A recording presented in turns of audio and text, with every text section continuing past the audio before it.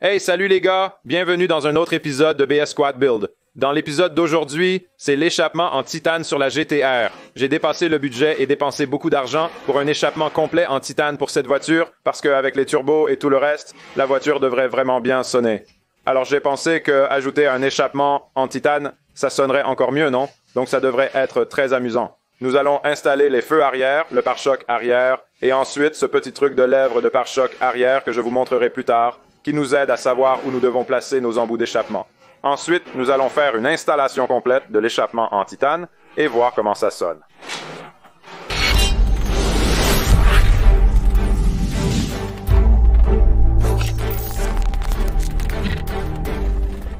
D'accord, eh bien, nous avons clairement amené la voiture dans l'atelier. Donc, nous allons travailler sur cette zone arrière ici, en essayant de tout rendre vraiment propre et plus comme une GT-R.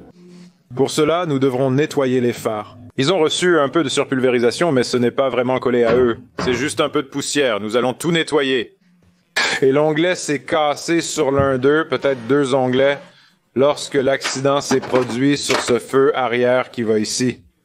Nous avons du matériel de soudure en plastique et allons bien souder tout ça. Assurez-vous que votre boîtier n'a pas de trou pour éviter l'infiltration de condensation, mais conservez tous les onglets de montage.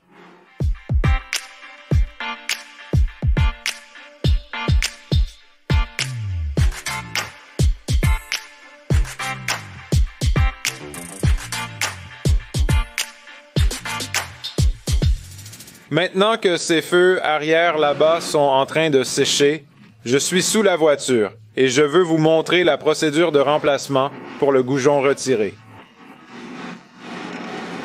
Notre turbo manquait d'un goujon en bas à gauche là. Alors je suis allé à la concession et j'ai obtenu un goujon. Et vous pouvez voir le haut ici a un peu un motif d'étoile et ils appellent ces derniers à Harbor Freight, une douille E. Et allez-y et commencez. Et voici à quoi ressemble la clé à douille E à l'intérieur. Mettez-le simplement là et serrez-le. J'ai aussi acheté 10 écrous. Nous pouvons donc aller de l'avant et le faire. Et ensuite, je vais attacher nos descentes. Aussi un joint au milieu. Donc, ça va être comme ça. Joint, descente.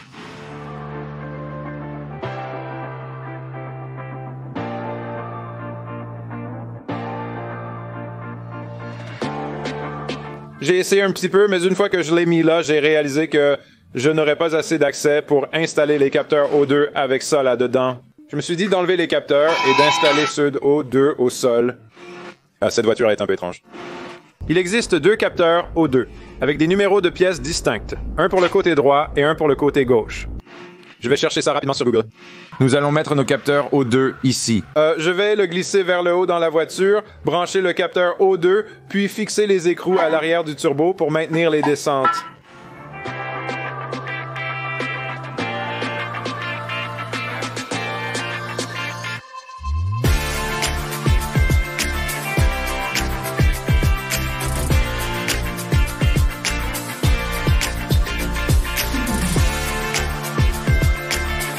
Il est difficile de bien voir, mais on peut apercevoir l'une de nos descentes du côté conducteur. En venant ici, nous l'avons mis côté passager. Oui, il y a des écrous vraiment difficiles d'accès, mais nous avons réussi à tout faire fonctionner. Donc les capteurs O2, on dirait qu'ils se connectent à quelque chose en haut. Les capteurs O2 arrière se trouvent juste au-dessus de ma main. J'espère qu'on en trouvera pour ceux d'en haut.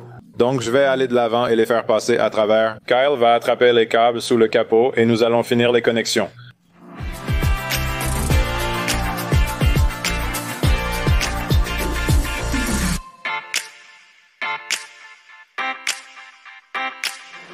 Pour ceux qui le font à la maison, il y a très peu de mou des deux côtés. Il suffit de le brancher. Il y a un appareil dans cette rangée et un autre là-bas à brancher. Passons aux parties en titane de l'échappement. Donc les descentes que je viens d'installer et de vous montrer, celles-ci sont en acier inoxydable. Celles-ci sont aussi en acier inoxydable. Je ne sais pas pourquoi, mais chaque kit que je regarde, ceux-ci sont faits d'acier inoxydable. Il y a sûrement une raison. Il existe probablement des versions tout en titane, mais je n'en ai pas trouvé. Ensuite, le reste de ces choses sont tous les morceaux de titane. Donc vous avez des pointes de titane, nous avons un tuyau intermédiaire en titane. C'est comme, je veux dire, c'est tellement fou comment ce matériel est léger, plus fort que l'acier inoxydable, je crois, et beaucoup plus léger. Je pense que c'est même plus léger que l'aluminium. Ne me citez pas là-dessus. Je ne suis pas un expert en acier comme vous, les gars, l'avez appris sur la 240Z de toute façon, donc titane, tous les bons morceaux. La prochaine chose que je vais faire est... donc ces pièces se connectent à des tuyaux de descente avec quelques autres joints et écrous et boulons ici. Donc je vais installer ces deux choses. Ensuite, ils vont glisser par-dessus. Cette partie où commence le titane, et nous allons utiliser ces colliers pour le serrer. Je vais sauter là-dessous tout de suite et tout faire.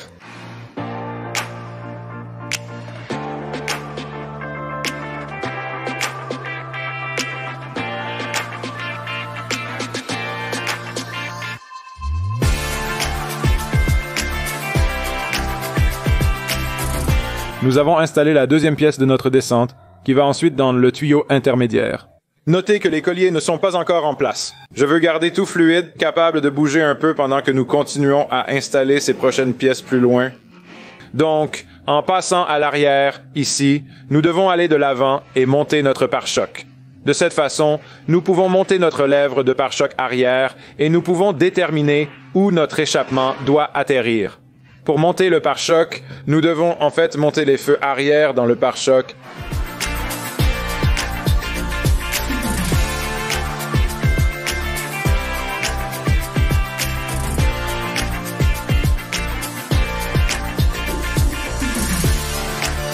J'ai installé les feux arrière, maintenus par 4 boulons à chaque coin. Ensuite, il faut retirer les petits écrous des éléments qui vont percer. Pour monter nos feux arrière dans la voiture, nous allons les enlever et installer cette chose. Avant cela, du côté du pare-choc intact, vous verrez un petit clip de pare-choc. Puisque nous avons reconstruit cette partie, nous devons installer notre clip de pare-choc ici. Nous installerons cette pièce, enlèverons les écrous du feu arrière, puis installerons cette chose et monterons le pare-choc pour la première fois.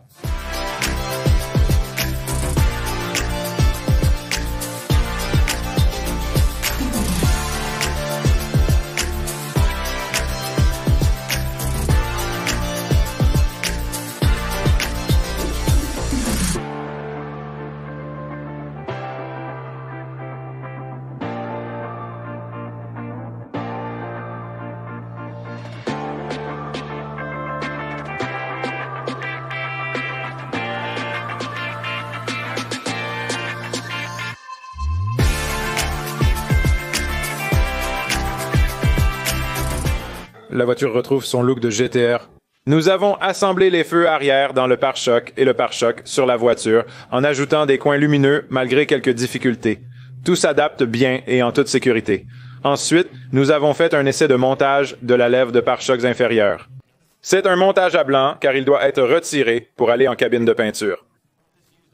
On peut voir quelques imperfections de part et d'autre. Il y a de la peinture noire là-dessus, je ne sais pas vraiment pourquoi, donc il faut nettoyer ça. Et nous allons tout peindre en noir intense. C'est comme un gris métallique en ce moment. Nous allons tout rendre noir intense. Mais nous voulons l'avoir ici maintenant pour savoir où mettre les pièces d'échappement arrière lorsqu'elles passent. Donc pour faire l'échappement, nous devons connecter notre tuyau intermédiaire à ce tuyau là-bas. Je pense que c'est considéré comme intermédiaire. Non, c'est notre échappement arrière qui passe par ici et ensuite nous allons aussi installer nos silencieux. Les supports d'échappement d'origine sont juste ici et juste là. Et si je les avais, ce serait un travail vraiment facile. Mais je ne les ai pas et c'est une construction à petit budget. Je suis radin, donc je vais aller de l'avant et utiliser des supports d'échappement que nous avons achetés pour la 240Z et nous allons les boulonner, puis nous allons les souder aux autres supports d'échappement pour l'échappement en titane, les plaçant exactement là où nous devons aller. Alors d'abord, allons-y et faisons un essai de tout, un montage approximatif de l'échappement arrière jusqu'au silencieux et sortant ici.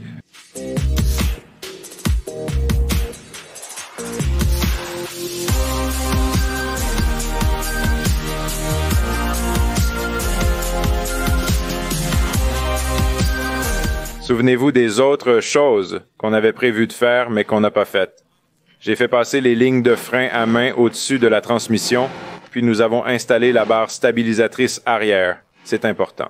Nous devons osciller correctement. Donc maintenant, j'ai oublié qu'il y a des sortes de protections qui vont ici. qui abrite les embouts d'échappement et nous ne les avions pas. Donc nous les avons retirés du GTR de récupération qui est quelque part là-bas. Nous allons retirer cette pièce de la voiture et installer ces protections ici. Elles seront peintes en même temps que cette chose. Mais je veux les mettre en place avant que nous allions tester avec l'échappement pour nous assurer que nous les mettons dans le bon trou.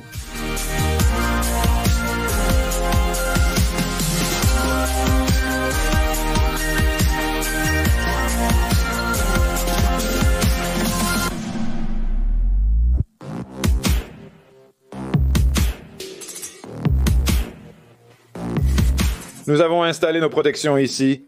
Ils sont riftés dans le truc de lèvre arrière et ensuite tout est temporairement réinstallé. La prochaine partie est le tuyau catback juste ici. Ceci avance, cela recule. En dessous est le boulonnet.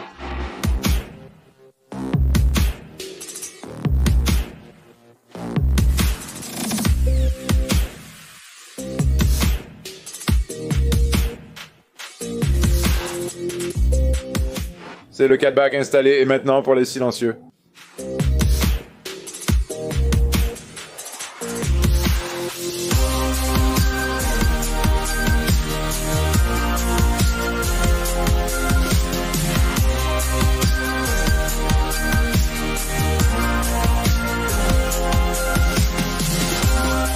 On dirait une GTR avec un échappement en titane. Tout est simplement ajusté ici pour l'instant. Nous avons choisi le tuyau catback ici. Sur le cric, c'est ce qui soutient tout, et ensuite nous avons mis les silencieux en place pour l'instant, et ensuite nous avons simplement glissé les embouts dessus de manière lâche. Donc tout a l'air super. Les points de montage du silencieux, donc les silencieux, à partir des silencieux, vous avez une tige qui ressemble à cela, et elle a une petite extrémité évasée, et elle doit aller dans un support d'échappement qui ressemble à cela. C'est un kit d'échappement universel que j'ai acheté pour la Datsun. Nous avons juste besoin d'utiliser cette partie ici. Je vais aller de l'avant et sortir cette tige. Cela va aller au bout de l'échappement en titane. Cette extrémité va être boulonnée à la voiture. Nous avons eu de la chance, aucune fabrication n'était nécessaire sur cette partie. Je vais donc boulonner ces deux parties ensemble, puis nous commencerons à serrer le tout. Si nous pouvons tout faire correspondre et avoir l'air super, il nous suffit de trouver un autre point de montage d'échappement au milieu.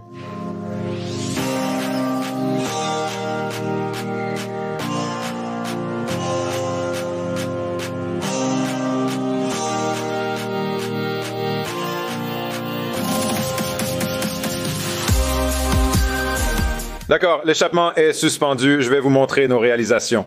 Alors ici, voici le cintre et il se détache. Et l'original a du métal qui va d'ici à là avec du caoutchouc entre les deux. Sur le mien, un gros morceau de métal entoure le caoutchouc puis se détache jusqu'à être boulonné. Nous avons eu beaucoup de chance que toutes les mesures s'alignent et tout. Nous en avons un de ce côté et un de l'autre côté. L'échappement en titane pèse moins de la moitié de l'original, donc nous utilisons moins de la moitié des boulons. Je plaisante, beaucoup d'entre vous sont fidèles aux pièces d'origine, mais écoutez, je pourrais me suspendre à cet échappement maintenant sans problème. C'est une excellente fixation et je suis ravi que ça ait marché. Vous aimez être à l'envers? C'est amusant, non? En passant à l'arrière, nous avons eu de la chance, le cintre est sorti d'ici et nous avons utilisé le même processus pour le boulonner là. Donc, si vous regardez bien là-bas, nous avons des joints d'enmanchement qui doivent être installés. Donc il y en a un, deux juste là. Et puis il y aura 4 pour les embouts d'échappement. Nous allons avancer et serrer tous ces bébés, et il sera temps de démarrer la voiture et de voir comment elle sonne.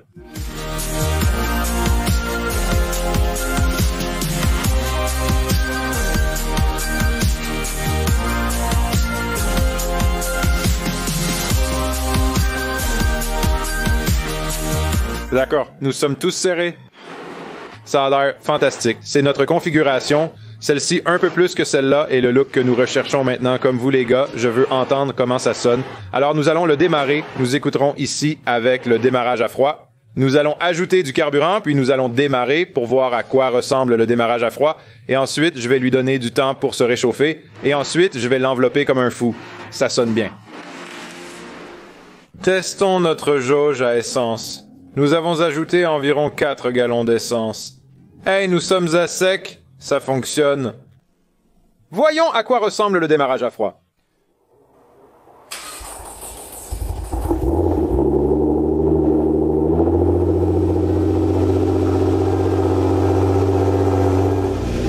Cela sonnait plutôt bien, ce n'était pas trop fort, cela avait un bon ton, je pense que ce sera génial, et donc maintenant je vais le laisser se réchauffer, puis nous lui donnerons quelques tours par minute.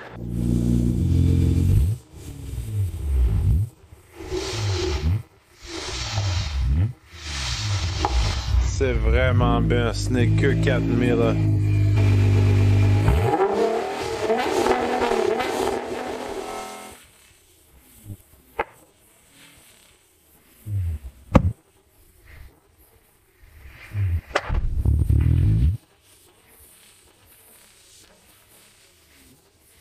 J'entends...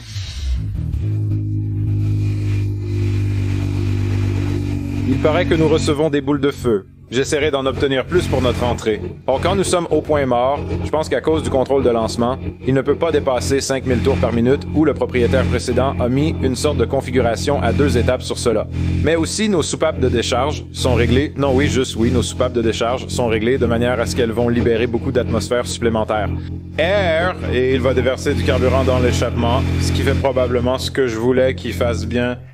Je suis probablement plus heureux que vous ne pouvez l'imaginer d'avoir juste obtenu quelques boules de feu. Je pense qu'une fois qu'il a chauffé, il est probablement un peu plus difficile de les obtenir, mais avec un réglage à 2 étapes approprié sur cette chose, cela devrait être fou. Je suis très excité. Merci beaucoup à vous tous d'avoir regardé. C'est presque la fin à l'arrière. Nous avons un diffuseur arrière et une aile géante à l'arrière. Mais avant cela, nous devons faire un large corps et d'autres choses. Dans le prochain épisode, nous terminerons l'avant.